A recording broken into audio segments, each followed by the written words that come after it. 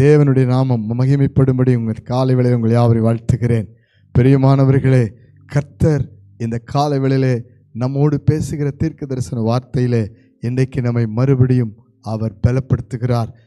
தேவன் நம்மோடு கூட இருக்கிறார் என்பதற்கு ஒரு ஒரு ஒரு ஒரு சாட்சியை கொண்டு வர போகிறார். கவலைப்படாதிருங்கள், உங்கள் வாழ்க்கை இன்று முதல் தேவனுடைய நாமத்தினாலே விடுதலையாக்கப்பட போகிறது, ஆசீர்வதிக்கப்பட போகிறது. கர்த்தர் உங்களோட கூட இருக்கிறார். ஹல்லேலூயா. பிரியமானவர்களே, இந்த காலை வேளையில் கர்த்தர் நம்மோடு கூட பேசுகிற தீர்க்க தரிசன வார்த்தையை பாருங்கள். யோசுவாவின் புஸ்தகம் 1ஆம் அதிகாரம் 5ஆம் வசனத்தை வாசித்து பாருங்கள். நீ உயிரோடு இருக்கும் நாளெல்லாம் ஒருவனும் உனக்கு முன்பாக எதிர்த்து நிற்பதில்லை.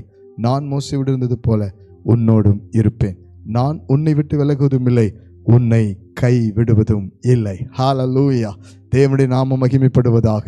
இந்த காலை வேளையில் கலங்கி இருக்கலாம். என்ன செய்வது, குடும்பத்தை எப்படி நடத்துவது, கடன் பிரச்சனை எப்படி மாற்றுவது, இந்த வேலை பிஸ்னஸ் எல்லாம் எப்படி நான் முன்னேற்றுவது, என்னுடைய குடும்பத்தில் எப்படி சமாதானத்தை கொண்டு வருவது, இன்றைக்கு பலவிதத்திலே கலங்கி சோர்ந்து போயிருக்கலாம். தேவன் உங்களுக்கு கொடுத்த குடும்ப வாழ்க்கை, தேவன் உங்களுக்கு கொடுத்த ஊழியம், தேவனுக்கு உங்களுக்கு கொடுத்த சபை, தேவன் உங்களுக்கு கொடுத்த சம்பாத்திய, தேவன் உங்களுக்கு கொடுத்த பிள்ளைகள், எல்லாவற்றிலும் நீங்கள் ஏதோ ஒரு சூழ்நிலை மனம் கலங்கி இருக்கலாம். அன்றைக்கு கூட யோசுவா என்ற மனுஷன் மோசேவோடு கூட இருந்தான்.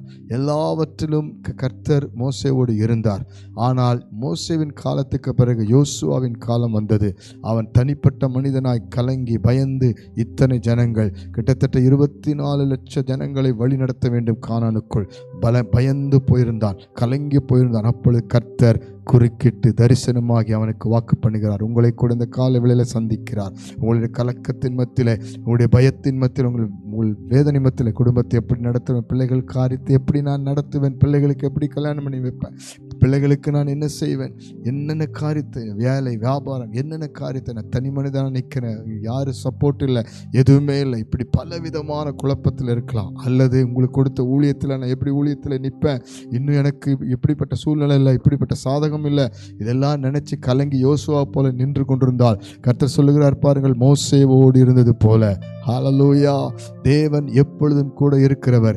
மோசே தனி மனிதனாக இருந்த பொழுதுதான் கர்த்தர் கூட இருந்து அவனை வல்லமையாய் பயன்படுத்தி ஜனங்களை விடுவித்தார். அதே போலதான் யோசுவாவோடு இருப்பேன் என்று வாக்கு பண்ணி உறுதிப்படுத்துகிறார். உங்களுக்கு தீர்க்க தரிசனமாய் சொல்லுகிறார், நான் உன்னை விட்டு விலகுவதும் இல்லை, உன்னை கைவிடுவதும் இல்லை. நீ உயிரோடு இருக்கும் நாளெல்லாம் ஒருவனும் உனக்கும் எதிர்த்து நிற்பதில்லை. காரணம் என்ன? தேவ திட்டத்தின்படி நாம் அழைக்கப்பட்டிருக்கிறோம். தேவ திட்டத்தின்படி நம்ம குடும்பம், தேவ திட்டத்தின்படி, தேவ சித்தத்தின்படி, தேவனுடைய தரிசனத்தின்படி எல்லாம் கொடுத்திருக்கிறார். கவலைப்படாதீர்கள், ஒருவனும் எதிர்த்து நிற்பதில்லை. சத்துரு எப்படி சூழ்நிலை கொண்டு வந்தாலும் கர்த்தர் சொல்றார், நான் உன்னை விட்டு விலகுவதும் உன்னை கைவிடுவதும். இந்த காலை வேளையில் தைரியமா இருங்க, பலனா இருங்க. இப்பொழுது ஜெபிக்க போறோம். பாருங்க, கர்த்தர் யோசுவாவோடு இருந்ததுனால 7 ஜாதிகளை துரத்தும்படி, கானானுக்குள் பிரவேசிக்கும்படிக்கு முன்பாகவே 31 ராஜாக்கள் மேல் ஜெயம் கொடுத்தார். ஹல்லேலூயா. இன்று முதல் நீங்கள் கலங்காதிருங்கள், கர்த்தர் உங்களோடு இருக்கிறார். கண்களை மூடி ஜெபிப்போம். உங்கள் காரியங்களை ஆண்டவருக்கு ஒப்புக் கொடுங்கள். குறிப்பாய் வாலிப பிள்ளைகள் ஒப்புக் கொடுங்க. தேவனுக்காக வாழ ஒப்புக் கொடுங்கள். அன்பின் பரலோக பிதாவே, எங்களை கைவிடாதவரும் எங்களை விட்டு விலகாதவருமாய் வெளிப்பட்ட நல்ல ஆண்டவரே, இந்த காலை வேளையிலே மனக்கலங்கி சோர்ந்து போய் பயந்து போய் குடும்ப வாழ்க்கை, தனிப்பட்ட வாழ்க்கை, வேலை, சம்பாத்தியம், ஊருட்டு ஊர் வந்து ஆண்டவரே வேலை செய்கிறவர்கள், ஆண்டவரே இங்கிருந்து ஆண்டவரே வெளி தேசத்தில் போய் வேலை செய்கிற பிள்ளைகள், இன்னும் குடும்ப வாழ்க்கையில் அநேக பிரச்சனைகளோடு கலங்கி இருக்கிற, வேலைகளை வியாபாரத்தில் கலங்கி இருக்கிற பிள்ளைகள், சோர்ந்திருக்கிற பிள்ளைகள், ஆண்டவரே குடும்ப பிரச்சனைனால, கடன் பிரச்சனைனால மனவேதனோடு இருக்கிறவர்கள், ஆண்டவரே இந்த நாட்களில் நீர் கொடுத்ததான ஆண்டவரை வெளியேறப்பட்ட ஊழியத்தில் ஆண்டவரை போராடி கொண்டிருக்கிறவர்கள், பயந்து கொண்டிருக்கிறவர்கள், அநேகமாக யுத்தம் என்று சொல்லி, பிரச்சனை என்று சொல்லி, போராட்டம் என்று சொல்லி, பற்றாக்குறை என்று சொல்லி, தேவைகள் என்று சொல்லி கலங்கி இருக்கிற பிள்ளைகளுக்கு நீர் வாக்கு பண்ணுகிறீர், நான் உன்னை விட்டு விலகுவதும் இல்லை, உன்னை கைவிடுவதும் இல்லை என்று சொல்லி கடைசி வரை காத்து நடத்த வல்லவராக இருக்கிறீர். கடைசி வரை ஆண்டவரை கானானுக்கு கொண்டு போய் சேர்க்கிற வரைக்கும் யோசுவாவோடு இருந்து நடத்தின கர்த்தர், ஆண்டவரே நீர் தாமே உமது கரம் ஒவ்வொருவரோடு இருந்து இப்பொழுது நடத்தும்படி ஜெபிக்கிறேன். ஆசீர்வதியும். எல்லா பயத்தையும் விலக்கி, எல்லா போராட்டங்களையும் யுத்தங்களையும் விலக்கி ஜெயம் கொடுப்பீராக. இயேசுவின் நாமத்தினாலே ஒருவனும் எதிர்த்து நிற்க முடியாதபடி கர்த்தர் இப்பொழுதே கூட இருந்து ஜெயம் கொடுப்பீராக. ஆசீர்வதி. வாலிப பிள்ளைகள் தங்களை ஒப்பு கொடுக்கட்டும். கர்த்தர் கூடவே இருக்கிறார் என்ற விசுவாசம் இருக்கட்டும்.